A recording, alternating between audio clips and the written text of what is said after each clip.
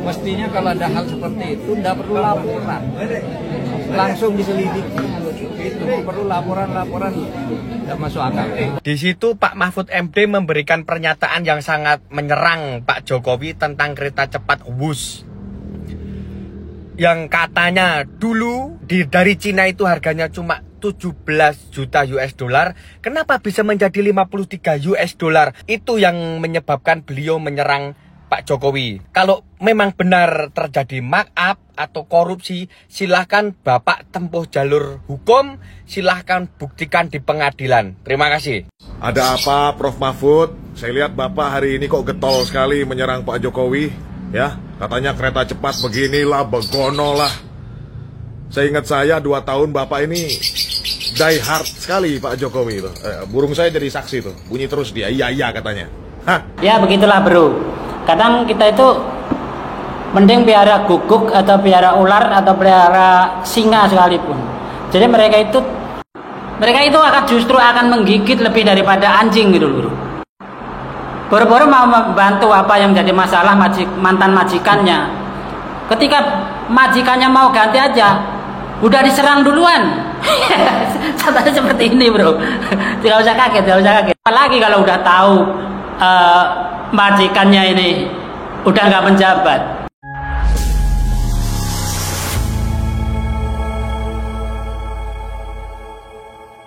Assalamualaikum warahmatullahi wabarakatuh. Saudara-saudaraku sebangsa dan setanah air, dimanapun kalian berada, semoga kalian selalu dalam kondisi sehat walafiat. Berjumpa lagi dengan saya di Gaspol Update. Kami bukanlah buzzer pihak manapun, kami hanya menyajikan keputusan ada di tangan Anda. Teman-teman, ini ada video yang menurut saya cukup menarik ya. Yakni tentang Profesor Semaput ya. Yang semula ya saya ngefans gitu ya sekitar akhir tahun 90-an ya. Ketika dia diangkat oleh Gus Dur menjadi menteri Menko Polhukam atau apa dulu ya. Lupa saya ya. Tapi sekarang ogah sama sekali. Saya nggak ngefans sama sekali. Karena semakin kesini justru semakin terlihat sikap aslinya. Dan terbaru teman-teman ya. Dia rajin sekali menyerang Jokowi terkait kereta cepat. Waduh. Apa dia nggak sadar ya. Bahwa derajatnya sudah dinaikkan oleh Jokowi gitu loh. Diangkat sebagai menteri.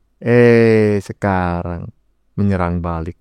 Katanya si Profesor Semaput ini katanya ada markup harga ya. Dan dia meminta agar dilakukan pengusutan. Ujung-ujungnya Jokowi lagi yang disalahkan ya kan. Kan berarti Jokowi diduga melakukan korupsi ya, tindak pidana korupsi. Ya emang beneran dia tahu gitu loh harga kontrak pembangunan kereta cepat Indonesia dengan Cina. Jangan-jangan cuma sok tahu gitu loh ya. Karena ketika diminta melaporkan ke pengadilan ya, kan dia yang mengetahui tuh, disuruh melaporkan ke pengadilan, dia malah ngeles. Lah terus maunya apa? Cuma mau memprovokasi rakyat dengan cara memfitnah Jokowi gitu, gitu Prof. Nah, bagaimanakah videonya dan bagaimanakah respon netizen? Mari kita tonton bersama, kemudian mari kita komentari bersama di bagian akhir video. Ini dia. Mestinya kalau ada hal seperti itu tidak perlu laporan, langsung diselidiki. Itu perlu laporan tidak masuk akal. Ya, menarik sekali ya video singkat yang barusan kita saksikan ya. Menariknya adalah pernyataan si Profesor Semaput dan juga caption di bagian bawah nih di badan videonya. Orang ini koar-koar di media soal ya. Mungkin maksudnya soal kereta cepat mungkin begitu ya. Giliran disuruh buat laporan dan bawa bukti malah ngeles. Musang provokator katanya. Siapa yang musang? Siapa yang provokator? Macem-macem aja. Lanjut. Kemarin saya melihat podcastnya Pak Mahfud MD. Di situ Pak Mahfud MD memberikan pernyataan yang sangat menyerang Pak Jokowi tentang kereta cepat Wush. Yang katanya dulu dari Cina itu harganya cuma 17 juta US dollar, kenapa bisa menjadi 53 US dollar? Nah, di situ beliau mengatakan bahwa terindikasi ada markup. Karena kenapa dia menyerang Pak Jokowi? Karena keputusan perpindahan yang awalnya dari kereta cepat dari Jepang kok bisa pindah ke Cina dengan harga yang dari 17 juta US dollar menjadi 53 juta US dollar. Itu yang menyebabkan beliau menyerang Pak Jokowi. Kalau memang benar terjadi markup atau korupsi, silahkan Bapak tempuh jalur hukum, silahkan buktikan di pengadilan. Terima kasih.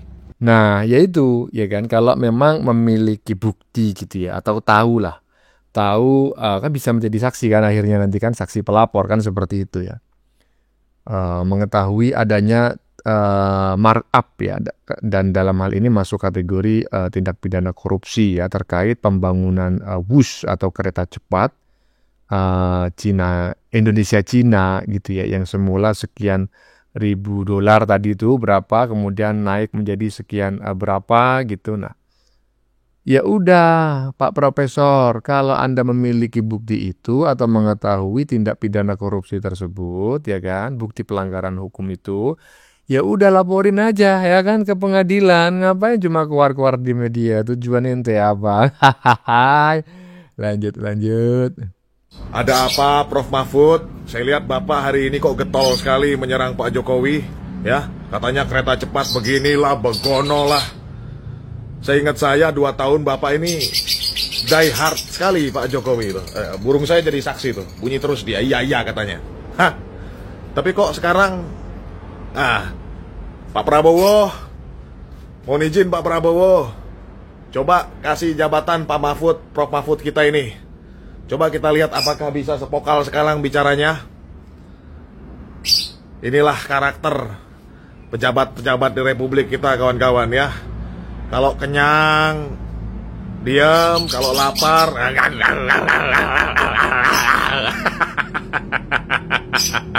hidup Jokowi. Wah, jangan begitu. Kalau kita sudah mengetahui tipikal manusia, maka memberinya jabatan ya untuk ngetes atau agar dia diam itu adalah sebuah keputusan yang sangat tidak tepat ya. Bukan hanya blunder, tetapi di atasnya blunder ya. Karena kan kita sudah bisa menilai seseorang itu dari beberapa kali diberikan tanggung jawab, kan seperti itu ya toh. Diberi tanggung jawab 1 gimana, oh bagus, kemudian tanggung jawabnya ditarik gimana, oh ternyata tukang fitnah, udah nggak usah kasih 2 kali, 3 kali, 4 kali, apalagi dia sudah jadi pejabat berkali-kali gitu loh, nggak usah kasih jabatan apa-apa, biarin aja dia yang ngedabrus kesana kemari ya. Lanjut. Ada apa, Prof Mahfud? Saya lihat Bapak hari ini kok getol sekali menyerang Pak Jokowi. Ya begitulah bro, kadang kita itu mending piara guguk atau piara ular atau piara singa sekalipun. Jadi mereka itu akan tetap setia ketika tahu majikannya itu mau pensiun. Padahal dia tahu majikannya itu mau pensiun, keuangannya makin menipis, pendapatannya makin kurang, tapi mereka tetap setia. Bahkan seperti guguk itu malah kadang-kadang membantu ketika bosnya itu, ketika tuannya itu sedang susah. Itulah karakternya. Tapi beda kalau dia itu memelihara orang, mengasih jabatan seseorang. Contohnya seperti itu. Mereka itu justru akan menggigit lebih daripada anjing gitu loh. Boro-boro mau membantu apa yang jadi masalah mantan majikannya. Ketika majikannya mau ganti aja, udah diserang duluan. Contohnya seperti ini bro. Tidak usah kaget. Apalagi kalau udah tahu majikannya ini udah nggak menjabat, mereka akan capik-capik itu sampai habis bro. Begitulah karakter manusia. Maksud saya dulu adalah penggemarnya Pak Mahfud dulu, tapi sekarang melihat pernyataan-pernyataannya ya begitu deh.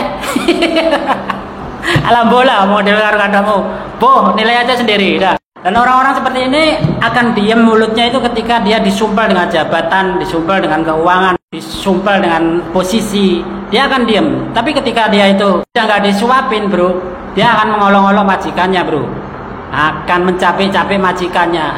Begitulah ceritanya. Alhamdulillah, buah mau dewi.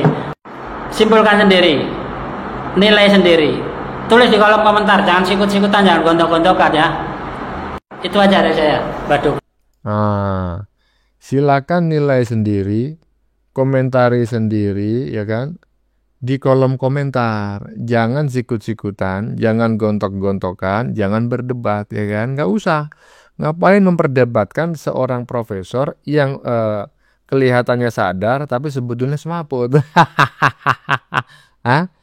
Ngapain mengomentari seorang profesor, pernyataan seorang profesor yang kelihatannya dia sedang melek dan sadar, padahal sebetulnya dia sedang semaput. Ya, saya ulangi lagi tuh. Udahlah. Saya dulu ngefans ya dengan Profesor Semaput itu. Benar ngefans saya ya. Karena dia berasal dari Jawa Timur dan ya yang mengangkat dulu Gus Dur, dan saya adalah seorang simpatisan Gus Dur ya saat itu. Tapi semakin kesini loh, kok macam kayak gini orang ini, nggak jadi ngefans lah ya, menyesal saya. Ya, bagaimanakah pernyataan Profesor Semaput dengan agak lebih panjang begitu ya terkait dugaan markup pengadaan WUS di Indonesia? Mari kita simak bareng-bareng.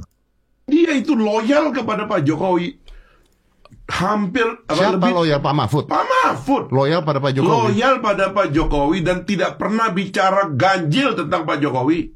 Semasa dia menjadi pejabat, dia adalah pembela Pak Jokowi habis-habisan. Tiba-tiba tiba-tiba ngomongnya lain. Loh, salahkan polisi, salahkan TNI, salah sistem semua. Loh, you are on the top of the system. Anda kan harusnya yang bertanggung jawab atas sistem itu. Kok tiba-tiba sistem yang Anda selama ini bangun atau Anda ada dalam pengawasannya, kok tiba-tiba jadi rusak? Telah datang dari Korea beberapa bulan yang lalu 30 investor. Dari Jepang kurang lebih 40 investor. Dan dari Singapura 120 investor sudah ke sini. Kemarin juga baru saja dari Uni Emirat Arab juga datang. Setelah datang langsung nemuin saya. Artinya apa? Tertarik. Mulanya kan kita tahu bahwa IKN itu tidak ada APBN. Itu semua dari swasta, dari investor. Ya, awalnya begitu Pak. Sesudah diumumkan. berjalan mulai tidak ada satupun investor lalu APBN dimasukkan sekian persen.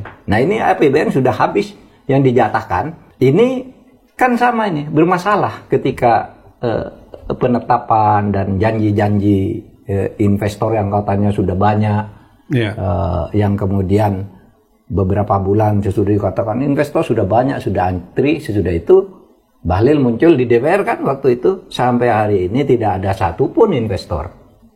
Yang rupiah pun masih janji, apalagi yang dolar kan gitu yang di DPR. Waktu itu ya kata Bahlil. Mirip-mirip dengan itu ya. Awalnya dirancang tanpa APBN. Tapi ketika berjalan menggunakan dana APBN.